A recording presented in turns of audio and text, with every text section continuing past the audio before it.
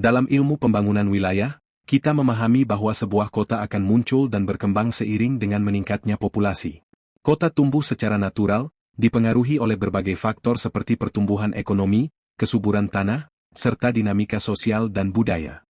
Di seluruh dunia, konsentrasi penduduk tidak selalu merata.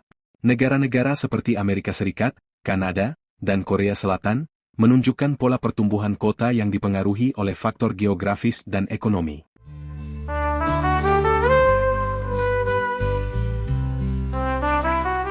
Hal yang sama juga berlaku di Indonesia, dengan karakteristiknya yang khas. Di Indonesia, perkembangan kota memiliki akar sejarah panjang, mulai dari masa kerajaan, kolonialisme, hingga era modern. Kota-kota seperti Jakarta, Surabaya, dan Semarang awalnya berkembang sebagai pusat perdagangan dan pelabuhan. Seiring dengan bertambahnya populasi dan pertumbuhan ekonomi, kota-kota ini menjadi pusat aktivitas industri, jasa, dan pemerintahan. Namun, tidak semua wilayah mengalami pertumbuhan yang sama. Pulau Jawa, misalnya, yang hanya mencakup sekitar 7% luas daratan Indonesia, menampung lebih dari 50% populasi nasional. Hal ini terjadi karena beberapa faktor utama, yaitu 1. Kesuburan tanah. Jawa memiliki tanah yang subur akibat aktivitas vulkanik, mendukung pertanian sejak zaman dahulu dan menjadikannya pusat produksi pangan. 2. Pusat ekonomi dan pemerintahan. Kota-kota besar di Jawa, terutama Jakarta, menjadi magnet bagi migrasi penduduk dari berbagai daerah karena tersedianya lapangan kerja dan infrastruktur yang lebih baik.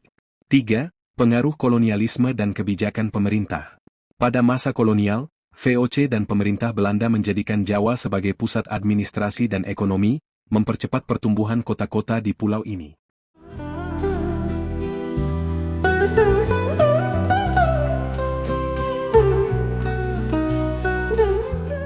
Secara pembangunan wilayah, Jawa telah menjadi pusat populasi, pusat industri, serta pusat pendidikan.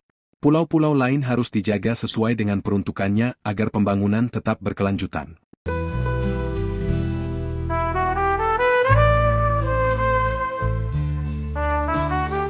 Papua, misalnya, harus dilestarikan hutannya, dan jumlah penduduk yang relatif sedikit tidak harus dibanjiri migrasi dari Jawa.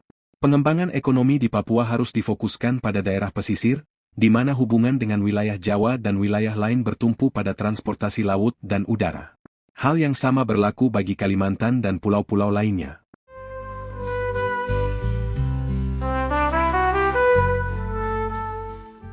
Wilayah pedalaman tidak perlu menjadi pusat populasi yang besar, tetapi harus mendapatkan porsi pemerataan pembangunan melalui berbagai bentuk kebijakan, seperti pendidikan. Anak-anak Papua, Kalimantan, dan daerah lain harus mendapatkan akses pendidikan berkualitas, agar mereka dapat mengembangkan diri dimanapun di seluruh Indonesia.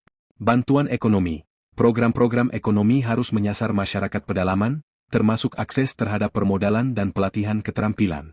Infrastruktur dasar. Penyediaan fasilitas kesehatan, listrik, air bersih, serta akses transportasi yang layak agar kualitas hidup meningkat.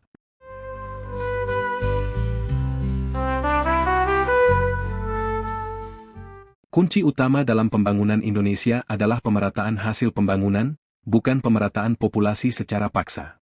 Jika anak-anak dari Papua, Kalimantan, dan daerah lain telah mendapatkan pendidikan yang baik, mereka akan mampu berkontribusi di berbagai wilayah di Indonesia tanpa harus kehilangan identitas budaya dan lingkungan mereka sendiri.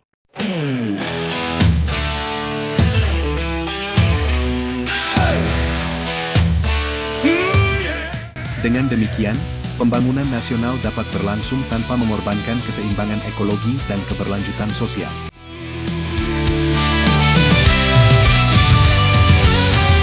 Ingatlah dulu janji kampanye, revolusi mental kau serukan.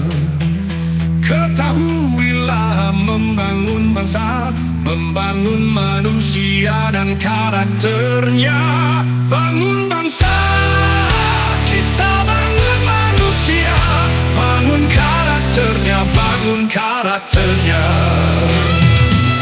Bangsa harus punya fondasi kokoh, hukum berkeadilan yang perlu. Negara berbasis hukum, jiwa dasar untuk membangun negara.